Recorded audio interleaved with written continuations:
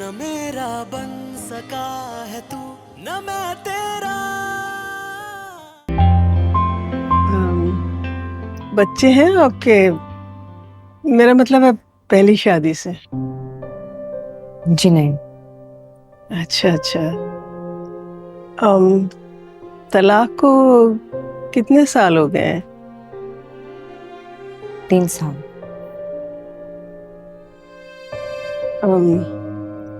एक सवाल करना चाहती हूँ, अगर आप बुरा ना माने तो। वो शौहर ने किस वजह से आपको तलाक दी? बच्चे नहीं हुए थे जी। अच्छा अच्छा अच्छा। अच्छी एक्सक्यूज होती है सारे मर्दों के पास, चाहे उनकी अपनी वजह से बच्चे ना पैदा हो रहे हैं। कमाल। तो फिर दोबारा शादी का क्यों नहीं सोचा आपने? मेरा मतलब है भाई भाभी ने कोशिश तो की होगी ना आपकी? जी नहीं, मेरा ही फैसला था शादी ना करने का। अच्छा अच्छा। आप कुछ ले ना बेटा, आप कुछ तो।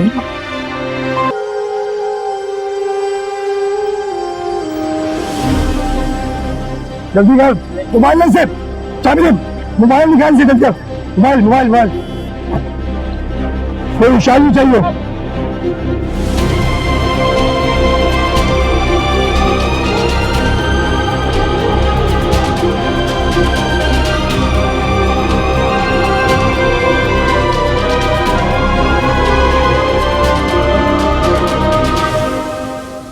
हेलो पापा। पापा किसके फोन से फोन कर रहे हैं आप कहाँ हैं अभी?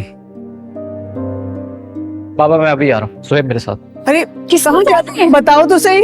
या अल्लाह, बकार कैसा है? बताओ तो सही, कहाँ चले गए ये लोग? पता नहीं।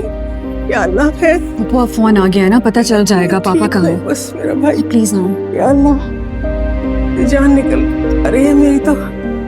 या अल्लाह खैर हो।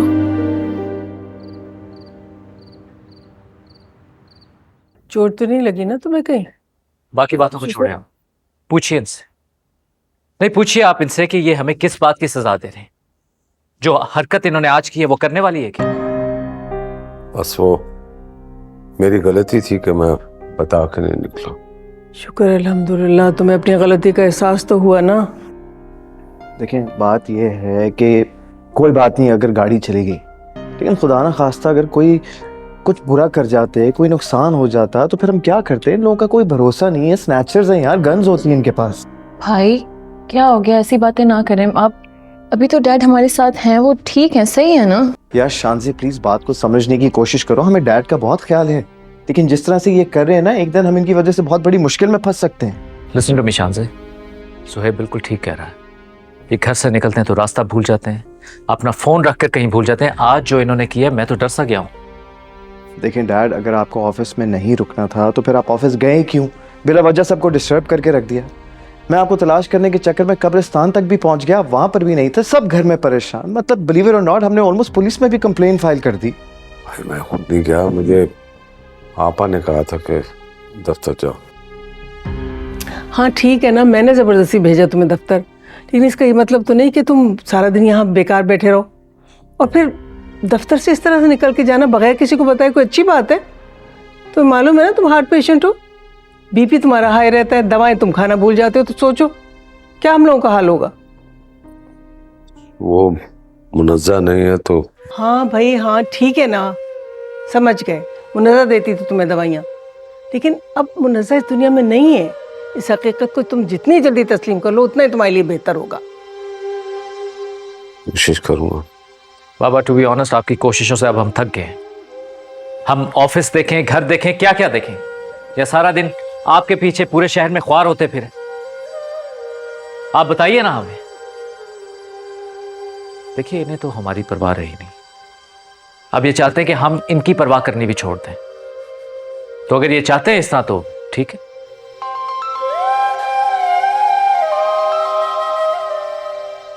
जी एसएचओ साहब। जी जी मैं आ रहा हूं जी। कॉफी बना दो। क्या मैं तुम्हें बता रही हूँ कि मैं सारा दिन घर के काम कर करके थक जाती हूँ और तुम मुझसे कह रहे हो मैं तुम्हारे लिए कॉफी बनाऊं। सॉरी, मैं तुम्हारी फरमाइशें पूरी नहीं कर सकती इस वक्त। वैसे भी सारा दिन घर में पुप्पो के सामने एक टांग पर खड़े रहना पड़ता है। तंग आ गई हूं मैं इस सब से। तुम्हें पता है असद, मुझे इस सब की आदत नहीं है। मैं वैसे भी सोच रही हूँ कि मैं रिलैक्स करना चाहती हूँ, इसलिए कुछ दिन के लिए मामा की तरफ चली जाऊं। Are you serious? ठीक तो हो तुम? नहीं, बिल्कुल भी नहीं। जानती हो ना घर में क्या हालात हैं। घर के हालात ना कभी भी ठीक नहीं होंगे, तो इसका क्या मतलब है कि मैं अपनी माँ से ना मिलने जाऊं? नहीं जान, मैंने ऐसा कब कहा? मैं तो सिर्फ इतना कह रहा हूँ कि चली जाओ लेकिन रात ना रुको। और वैसे भी वो मेरीन अपने पेरेंट्स की तरफ जा रही है, तो तुम्हारा यहाँ पे रुकना जरूरी है। उसका जो जी में आए वो कर सकती है। सारी पाबंदियां तो मेरे लिए रह गई हैं ना। आएगी तो चली जाना।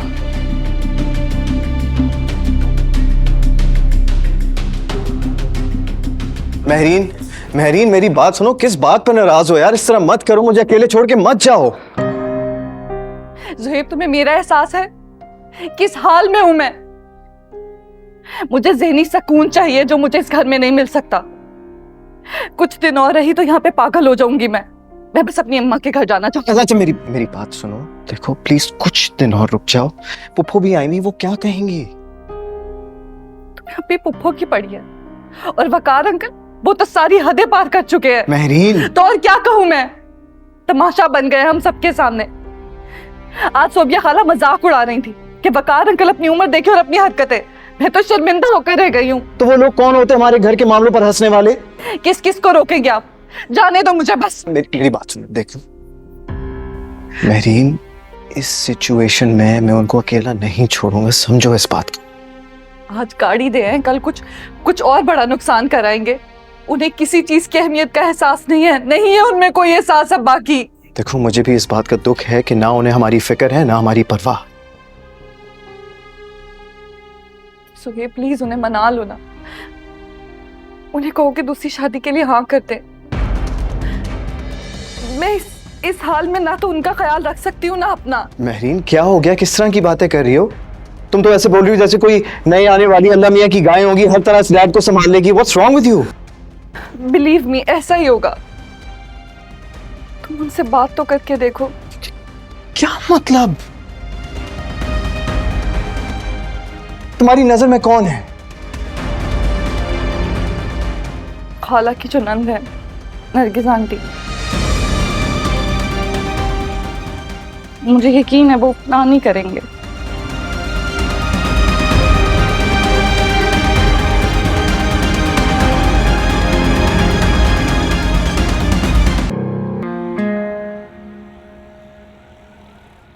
तुम्हें यकीन है कि तुम्हारे खाला खालू राजी हो जाएंगे इस रिश्ते पर? वैसे मेरी बात हुई थी ना नरगिस से, तो मुझे लगा काफी बेज़रर सी खातून है वो। जी पुप्पो, मुझे भी काफी खामोश और समझदार खातून लगी। मुझे तो लगता है कि वकार अंकल के लिए इससे बेहतरीन रिश्ता नहीं हो सकता। और कल सोबिया खाला से बात करते हुए अंदाजा हुआ कि अगर कोई मुनासिब रिश्ता आएगा तो वो इनकार नहीं करेंगी। उनके इकरार से क्या होता है? अगर अंकल ही ना माने तो? अगर आप कहें पुप्पो तो मैं अंकल से बात करूं? नहीं महरीन, तुम बात नहीं कर सकती। तुम्हारी बात सुनकर अंकल गुस्से में आ सकते हैं। अगर उनसे कोई बात कर सकता है तो वो सिर्फ पुप्पो हैं।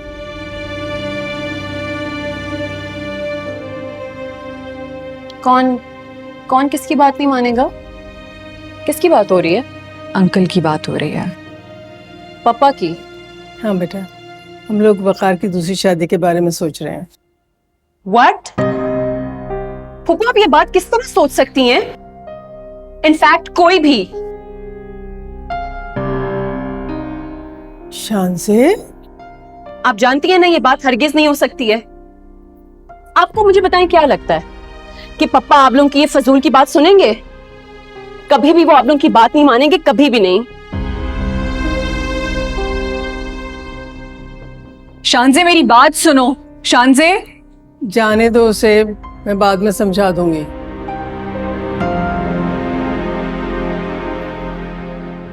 फिर तुमने बताया नहीं? क्या पूछा आपने? तुम्हारी दूसरी शादी के बारे में मैंने तुमसे पूछा था, क्या सोचा है तुमने? क्या बताऊं? भाई कुछ तो तुम्हारे दिमाग में आया होगा ना, बताओ क्या सोचा फिर? देखिए आपा, मैं दूसरी शादी नहीं कर सकता। मैंने मुनज़्ज़ा से वादा किया था, मैं उससे बेवफाई नहीं कर सकता। देखो मेरे भाई, जिंदा लोगों की मजबूरियों के आगे गए हुए लोगों की कस्में ज्यादा अहमियत नहीं रखती। मुनज़्ज़ा के जाने के बाद से तुम जिस तरह से टूट के बिखर गए हो, तुम्हें किसी ऐसे साथी की जरूरत है जो तुम्हें संभाल सके, तुम्हारा ख्याल रख सके। आपको लगता है कि दूसरी लड़की मुझे संभाल ले? क्यों नहीं? कोई खानदानी लड़की हो, एहसास करने वाली, ख्याल करने वाली, तो जरूर तुम्हारा ख्याल करेगी। बस इसके लिए थोड़े से वक्त की जरूरत होगी, थोड़ी सी एडजस्टमेंट करनी पड़ेगी तुम्हें, लेकिन इंशाल्लाह वक्त के साथ साथ सब कुछ ठीक हो जाएगा। ठीक है, लेकिन आप वक्त एक बहुत बड़ा मरहम होता है। थोड़े अरसे में मैं ठीक हो जाऊंगा, लेकिन मैं ये दूसरी शादी नहीं कर सकता। देखो, मेरी बात समझने की कोशिश करो। ये बच्चे कब तक दफ्तर से भाग भाग के तुम्हारी खिदमत करेंगे? और ये बहुएं कब तक तुम्हारे साथ बंधी रहेंगी? अभी तो मोहब्बत है, ख्याल करते हैं, प्यार है तुमसे। जब कुछ दिन के बाद थक जाएंगे तो क्या करोगे? अकेले हो जाओगे ना। तो फिर तो तुम्हें इसीलिए किसी ऐसे साथी की जरूरत है जो तुम्हारा ख्याल करे। तो सोचो, गौर करो इस बात के ऊपर।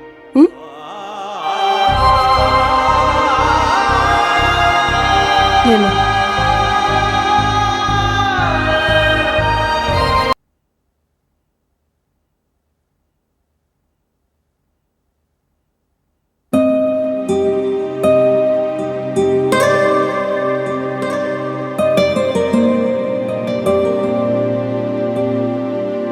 तुम जानती हो मैं ऐसा नहीं कर सकती हूँ वर्दा। मैं कैसे अपनी मॉम की जगह किसी और औरत को डैड के साथ इमेजिन कर लूं? यार तुम अंकल की हालत भी तो देखो। उन्हें अभी किसी साथी की जरूरत है जो उन्हें सहारा दे सके। तुम प्लीज मुझसे ये पप्पू की लैंग्वेज में बात करना छोड़ दो, ठीक है? हम सब हैं ना डैड को सपोर्ट करने के लिए, उनका देखभाल करने के लिए। हम नहीं है क्या? लेकिन तुम्हें अंडरस्टैंड करने की जरूरत है। It's not easy. वो मेरी मॉम थी, मैं कैसे किसी और औरत को अपने डैड के साथ इमेजिन कर लूं? पॉसिबल ही नहीं है। हाँ।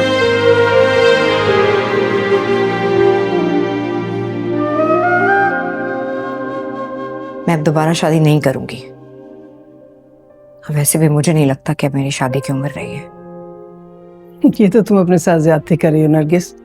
इस उम्र में तो अक्सर लड़कियों की पहली शादी होती है।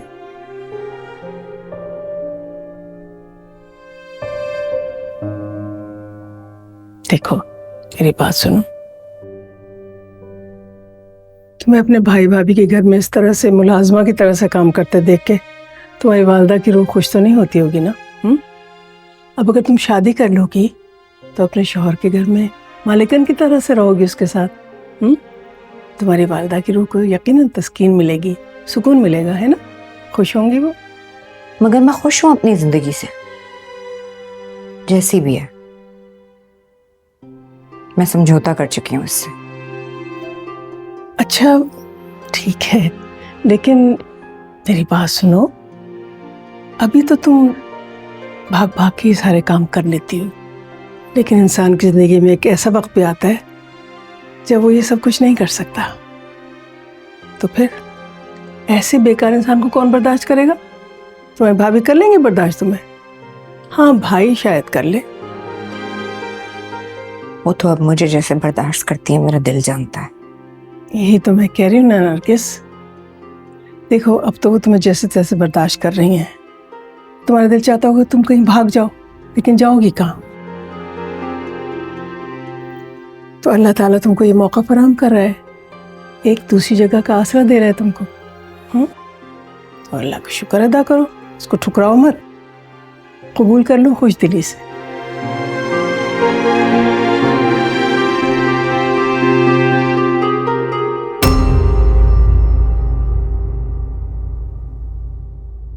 न मेरा बन सका है तू, न मैं तेरा